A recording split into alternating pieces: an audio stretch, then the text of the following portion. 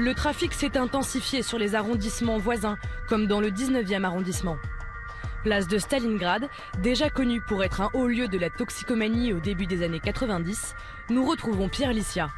Ce jeune élu du nord-est parisien publie La Honte, un livre choc où il interpelle sur la crise du crack. Cette place, c'était le lieu de deal de crack à Paris. Et ça reste toujours un fléau. Comment se fait-il qu'on n'arrive pas à l'éradiquer ? Toutes les politiques publiques qu'on a pu constater ces dernières années ont été des politiques répressives qui ont finalement déplacé, dispersé la problématique, qui l'ont déplacée en Seine-Saint-Denis. Et petit à petit, c'est revenu sur la capitale. Pourtant, on a ouvert une salle de shoot dans le 10e arrondissement. On a ouvert récemment une salle de repos qui était dédiée aux consommateurs de crack. Le problème de la salle de shoot, c'est que vous avez les toxicomanes qui s'y rendent pour consommer et vous avez tous les dealers qui s'y agglomèrent pour vendre. Et aujourd'hui, malheureusement, c'est ce qui fait que la consommation de rue explose. Mais c'est quoi le sevrage d'un usager de crack ? C'est forcément un travail au long cours parce qu'il n'y a pas de produit de substitution. Vous ne pouvez pas sortir du crack comme d'autres drogues.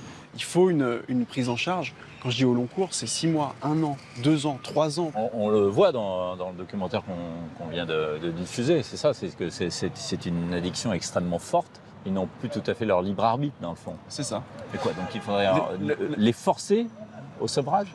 Il y a aujourd'hui des dispositifs légaux qui existent. La loi, elle prévoit que lorsque quelqu'un est en danger pour autrui et pour lui-même, il peut y avoir une injonction de soins qui est prononcée pour justement forcer le soin.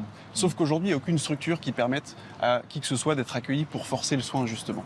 Dans le documentaire, on voit notamment que l'on distribue des doses gratuites aux migrants.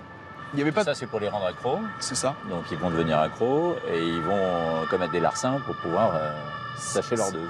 La personne qui est dans une situation déjà fragile tombe rapidement dans le crack et du coup vous en faites un consommateur régulier. Depuis quelques mois, on observe justement ce phénomène-là où vous avez dans un même quartier une concentration à la fois des populations migrantes et de cette explosion de la crise migratoire dans le nord-est parisien et l'explosion de la toxicomanie de rue. Aujourd'hui, il y a une porosité qui est de plus en plus problématique, notamment pour les associations humanitaires qui viennent en aide aux migrants, parce qu'elles se retrouvent à devoir aider et les migrants et à faire face à des comportements dangereux, compliqués. On est dans un quartier où on a des ambitions importantes dans les années qui viennent, l'accueil des Jeux Olympiques. Il y aura des installations sportives en Seine-Saint-Denis notamment et dans le nord-est parisien. Donc d'ici là, il va falloir trouver une solution, parce que sinon c'est l'image de la France et de Paris et des Jeux qui vont être entachés. Je pense que beaucoup de nos élus estiment que les aménagements prévus pour les Jeux Olympiques vont permettre de faire disparaître la toxicomanie de rue.